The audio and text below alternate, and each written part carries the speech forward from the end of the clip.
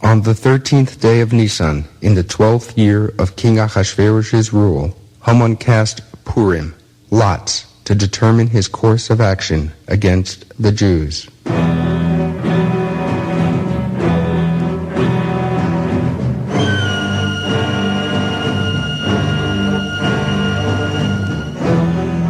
Shimshi, my son, are you ready? Yes, Father. The lots have been arranged as planned. Good. I have waited long for this moment. We will employ the forces of evil and impurity to determine the best time to get rid of the Jews once and for all. Come, come, forces of Tumah, forces of impurity, and help us in our lots against the Jews. We'll see which will be the best day to destroy the Jews. Let us begin with the first day of the week. Roll the big dice. What was that? It sounded like a Bosco, Father, a heavenly voice. On the first day of the week, heaven and earth were created solely for the sake of the Jewish people. First see if you can destroy the heaven and earth, then try destroying the Jews. Shimshi, give me another pour. Aha! The second day of the week. What a lovely day to kill the Jews. Don't you know that Hashem separated between the high and the lower waters on the second day?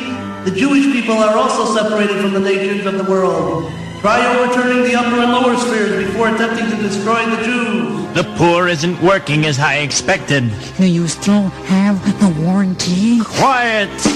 Ow! Let's try the next pour.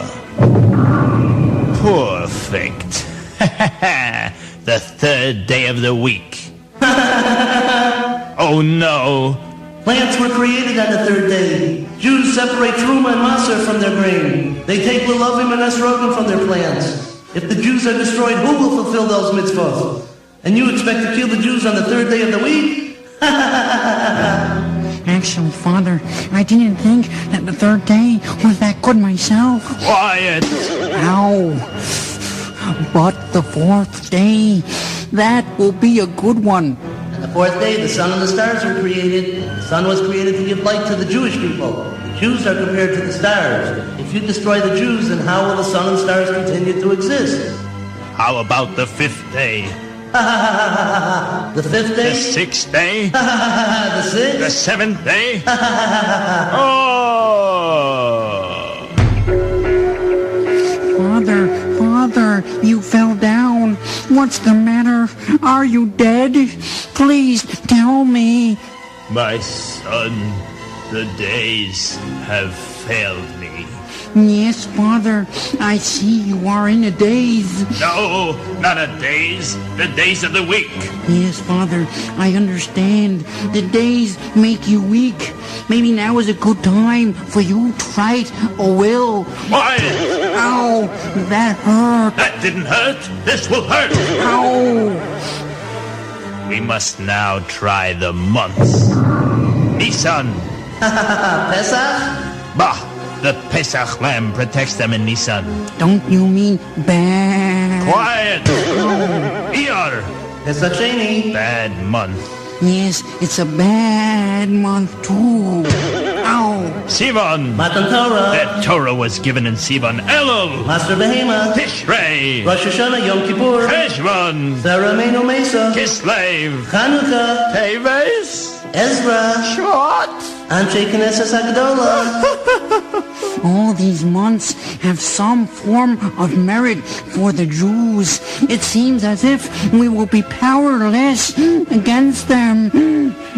No, you're wrong. There's still 1 month that we haven't tried. The month of Adar. Their leader Moses died on that month. Very good.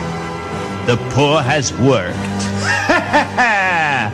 What is the zodiac sign for the month of Adar, Shimshi? The sign for Adar is fish. Good. I like fish. I like fish too, especially fried fish with breadcrumbs and lemon juice. Oh! What's the matter with you? I don't mean that I like fish. I mean that fish is a good sign for us. For just as a big fish swallows a smaller fish, I will swallow up the Jews on this month. Let's go. Haman, you wicked man, you don't realize that a fish sometimes swallows and sometimes gets swallowed. Haman hurried off to the king to get permission to carry out his wicked plan.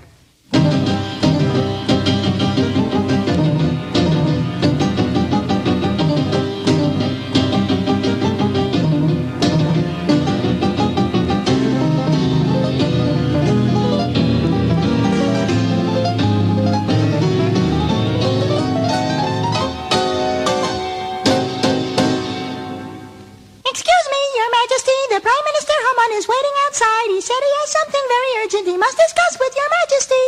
All right, send him in. May I have a few words with Your Highness? Go ahead. There is a certain group in your empire which is scattered and spread throughout the nations. Their mere presence poses a threat to the king's welfare. If a fly falls in their cup of wine, they take out the fly and drink the wine. But if His Majesty would merely touch the cup, they would spill it all out. If it pleases the king, let it be written that they be killed. There is no need to worry about the loss of taxes as a result of the extermination. I myself will pay 10,000 loaves of silver to the king's treasury, making up for any loss. The people you're referring to are the Jews, aren't they? Am I correct? Yes, Your Majesty. Then why didn't you say so in the first place? You don't have to tell me how terrible the Jews are. I know good and well that they're no good, but they've got a real powerful God. It's dangerous to start up with them. Your Majesty, the Jews have sinned, and their God is no longer with them. They are now totally under our control. Well, if that's the case, here, take this signet ring. You now have full authority to do what you wish with the Jews. And about the silver, keep it. You're doing me a favor by getting rid of those Jews for me. I will summon the scribe to write up the decree immediately. As soon as it is written, I will have it dispatched to every province in the kingdom. You know, Haman, let's celebrate with a toast. Yes, Your Majesty. It will not be long before the Jews perish. A toast to the destruction of the Jews. To the destruction of the Jews. Light or dark? I like mine dark, Your Majesty.